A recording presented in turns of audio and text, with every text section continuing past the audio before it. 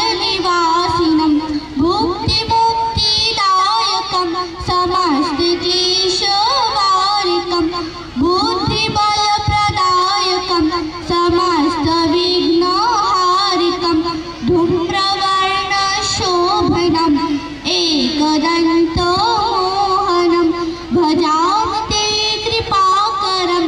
मम हृदयविहारिणं गजवदनं शोभितं मोदकं सदा प्रियं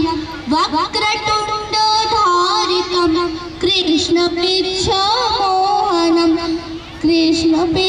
कृष्णपृच्छमोहनं विकटरूपधारिणं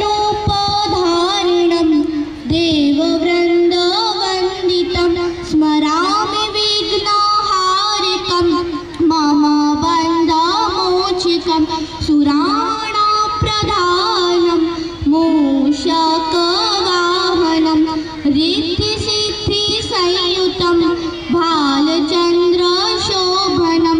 ज्ञानिनां वरिष्ठम् इष्टफलप्रदायकं सदा भावयामि त्वां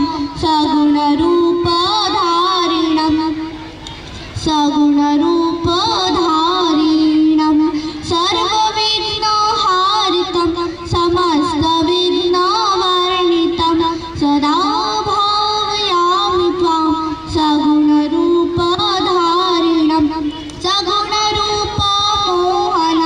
गुणत्रय अतीतं नमामि ते मम प्रिय गणेश नमामि ते मम प्रिय गणेश नमामि